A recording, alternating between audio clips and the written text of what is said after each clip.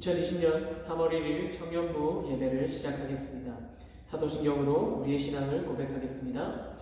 전능하사 천지를 만드신 하나님 아버지를 내가 믿사오며 그 외아들 우리 주 예수 그리스도를 믿사오니 이는 성령으로 잉태하사 동정녀 마리아에게 나시고 본디오 빌라도에게 고난을 받으사 십자가에 못 박혀 죽으시고 장사한 지 사흘 만에 죽은 자 가운데서 다시 살아나시고 하늘에 오르사 전능하신 하늘편에 앉아 계시다가 저리로서 산자와 죽은 자를 심판하러 오시리라. 성령을 믿사오며 거룩한 공예와 성도가 서로 교통하는 것과 죄를 사하여 주시는 것과 몸이 다시 사는 것과 영원히 사는 것을 믿사옵나이다. 아멘. 이 시간 우리 함께 찬양하겠습니다. 세상의 유혹 시험이 함께 고백하겠습니다.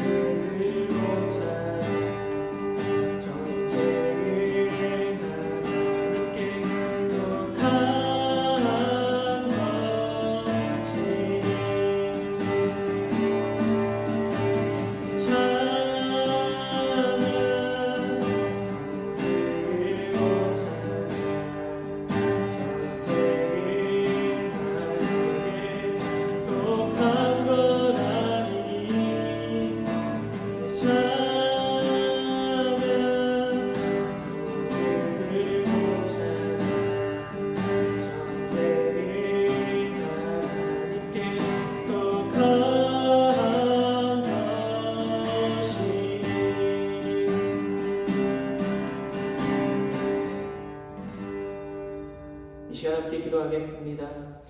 사랑해 주신 아버지 감사합니다. 주님의 은혜로 말미암아 또 우리가 이 자리에 모였습니다. 지금 세계가 코로나로 인해 많은 어려움을 겪고 있습니다. 그런 가운데 우리를 또 이렇게 온라인으로 모이게 하시고 또 예배케 하신 은혜 감사합니다. 온전히 주님만을 바라보며 의지하며 나아갈 수 있는 오늘의 모습이 되게 하시고 그래서 이 어려움들이 주님의 은혜로 주님의 권능으로 떠나가는 은혜와 역사가 있기를 소망합니다. 날마다 기도하며 우리가 주님의 그 일하심을 기대하며 살아갈 수 있는, 그래서 각자가 또 두려움 없이 어려움 없이 온전히 주님과 동행하며 승리할 수 있는 그러한 은혜를 허락하여 주시옵소서. 감사드리며 예수님의 이름으로 기도드립니다. 아멘. 네, 이 시간 함께 말씀을 보겠습니다. 출애굽기 7장 8절에서 13절까지의 말씀입니다. 출애굽기 7장 8절에서 13절까지의 말씀입니다. 제가 봉독해 드리도록 하겠습니다. 여호와께서 모세와 아론에게 말씀하여 이르시되 바로가 너희에게 이르기를 너희는 이적을 보이라 하거든 너는 아론에게 말하기를 너의 지팡이를 들어서 바로 앞에 던지라 하라. 그것이 뱀이 되리라. 모세와 아론이 바로에게 가서 여호와께서 명령하신 대로 행하여 바론이 바로와 그의 신하 앞에 지팡이를 던지니 뱀이 된지라. 바로 현인들과 마술사들을 부르매 그 애굽 요술사들도 그들의 요술로 그와 같이 행하되 각 사람이 지팡이를 던지매 뱀이 되었으나 아론의 지팡이가 그들의 지팡이를 삼키니라. 그러나 바로의 마음이 완악하여 그들의 말을 듣지 아니하니 여호와의 말씀과 같더라. 아멘. 네, 모두들 한 주간도 평안하셨습니까? 코로나 사태로 인해서 이렇게 영상을 통해 여러분들에게 말씀을 전하게 되었습니다. 우리의 예배와 이 모임들을 방해하는 세상의 흐름이 너무나도 강하게 밀려오는 이 시대에 어떻게 보면 우리가 이 시기에 우리 믿음의 사람들에게 있어서는 이 위기가 또 기회로 바뀌어지는 그러한 시기가 되는 것 같습니다. 특별히 각자의 집에서 경건 생활을 하면서 또 개인의 신앙을 더 세밀하게 점검할 수 있는 시간이 되는 것 같습니다. 그리고 이 기간 동안에 더욱더 우리들의 영적인 성장이 바르게 이루어질 수 있도록 힘써 기도하며 더불어 나라의 어려운 상황과 고통받고 있는 이웃들을 위해 정해진 시간에 합심하여 기도하는 모습을 가져야 되겠습니다. 그래서 이 위기 상황을 함께 마음을 모아 또 힘을 모아 이겨낼 수 있는 그러한 은혜가 있기를 소망합니다. 오늘 우리에게 주시는 하나님의 말씀의 제목은 뱀이 된 지팡이입니다.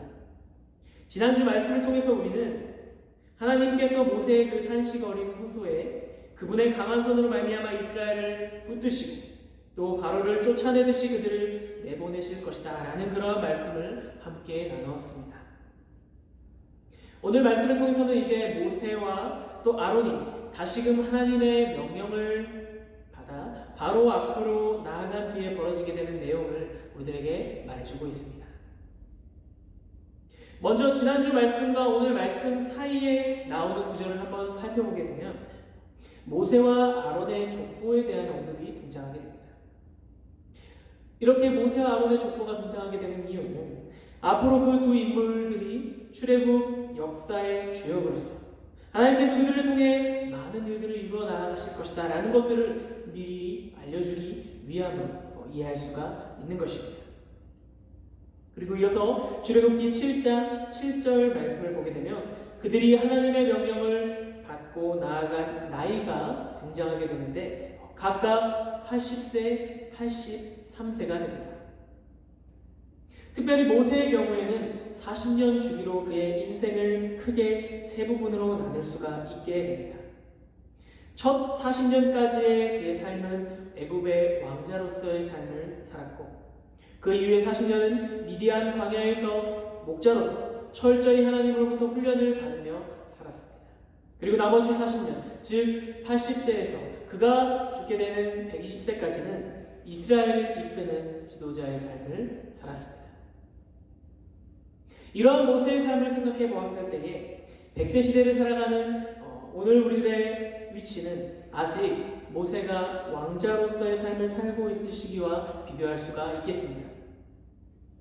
그 시기에 모세가 어떻게 지냈는지에 대한 자세한 기록은 성경에 나오지는 않지만 우리는 그가 애굽인 감독관을 쳐 죽일 만큼 혈기왕성한 모습을 지니고 있었다라는 사실을 우리는 알 수가 있습니다.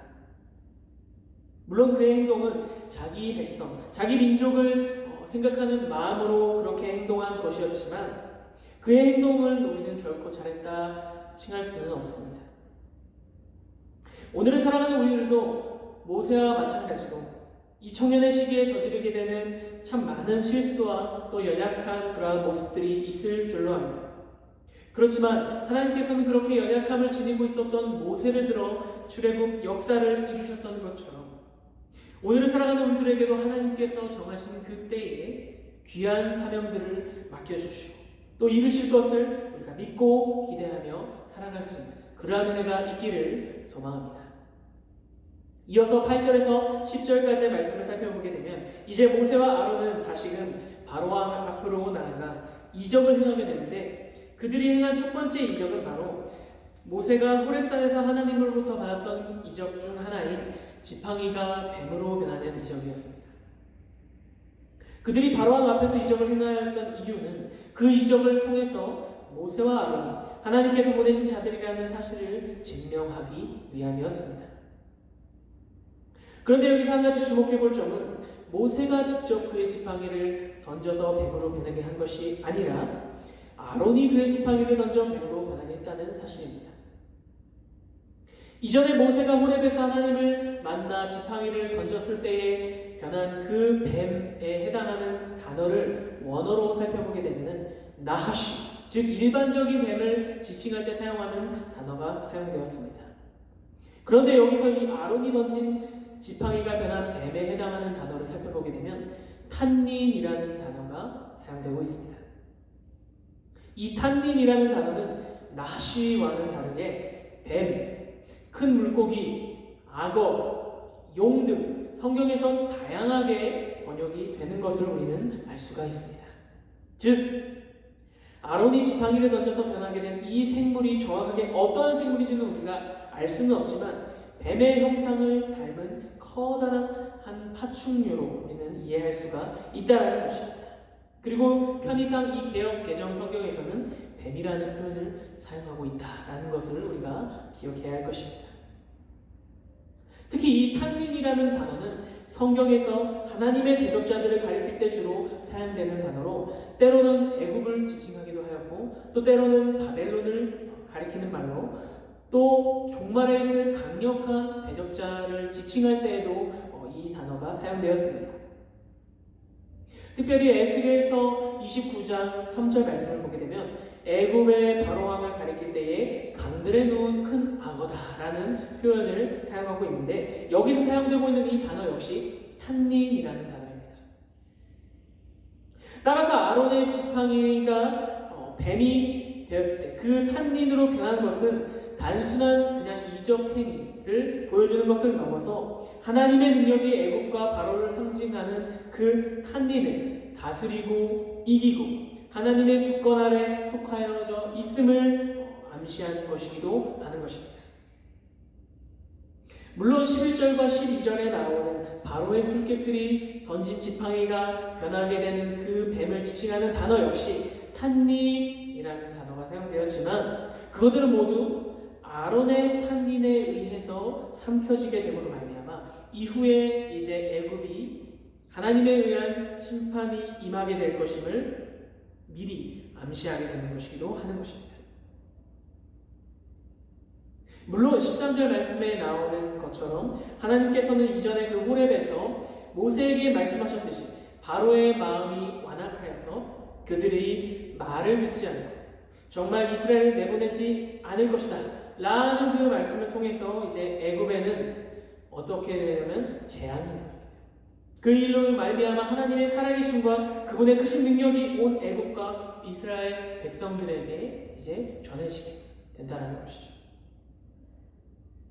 이제 말씀을 정리해 보겠습니다. 결국 오늘 말씀을 통해서 하나님께서는 대적자들을 이미 그분의 손에 두고 계시며 언제든지 하나님께서 마음만 먹으시면 그들을 굴복시킬 수 있다는 사실을 우리에게 전해주고 있는 것입니다. 지금 세상은 코로나 바이러스, 또 신천지, 젠더 이슈, 그리고 이념 갈등 등 참 기독교를 음해하려 하는 그러한 많은 흐름들이 우리들에게 대적자처럼 그렇게 만연해 있습니다. 그렇지만 결국 최후 승리는 하나님의 손과 우리 믿음의 사람들에게 있음을 우리가 기억해야 할 것입니다. 속히 하나님의 권능을 통해서 이 땅을 만지시고 회복시키시고 또 하나님의 의가 온 세계에 드러날 수 있도록 하여달라고 힘써 기도하며 하나님께서 각자에게 맡겨주신 일들에 최선을 다하며 살아갈 수 있는 그러한 은혜가 우리 귀한 청년들 모두에게 다 있기를 주님의 이름으로 축복합니다. 그리하여서 이 세상을 살아갈 때에 정말 우리들의 마음을 무너지게 하고 또 넘어뜨리는 그 모든 어려움들을 성령의 도우심으로 그분의 능력으로 넉넉히 이겨내는 삶을 살아갈 수 있는 그리하여서 어지러운 이 세상 그리스도의 복음을 들고 밝게 비추어 나아가는 세상의 빛과 소금의 역할을 감당할 수 있는 그러한 믿음의 사람들 다 될 수 있으시기를 주님의 이름으로 축복합니다. 아멘. 이 시간 함께 같이 찬양하고 기도하는 시간을 갖겠습니다. 이 시간 함께 고백할 찬양은 온 땅의 주님. 이 시간 이 찬양의 가사를 생각하시면서 함께 믿음으로 고백하도록 하겠습니다.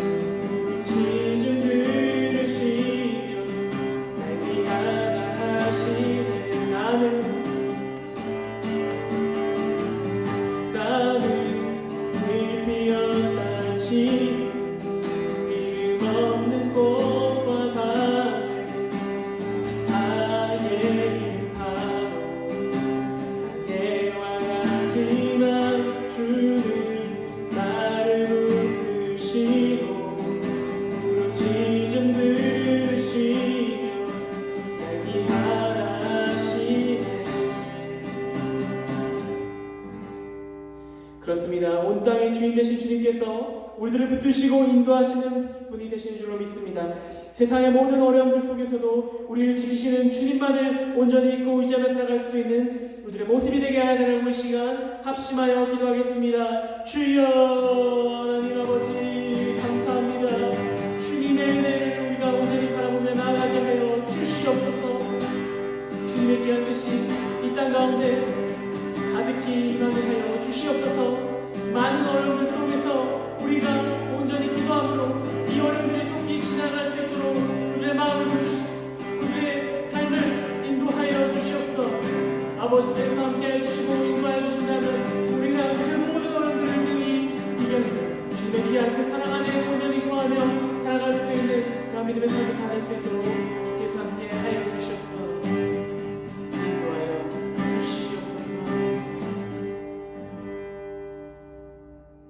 주님 감사합니다. 오늘도 우리들에게 귀한 말씀을 주시고 모든 대적들이 주님의 주권 안에 속하여 있음을 깨닫게 하시니 감사합니다.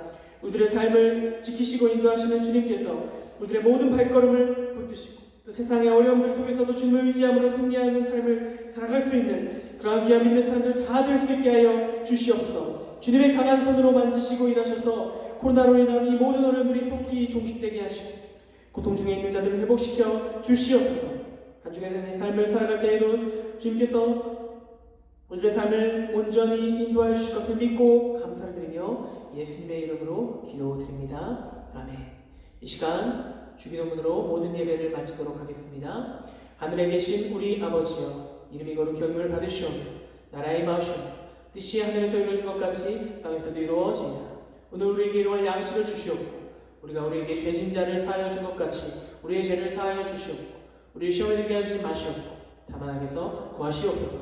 나라와 권세와 영광이 아버지께 영원히 있사옵나이다. 아멘.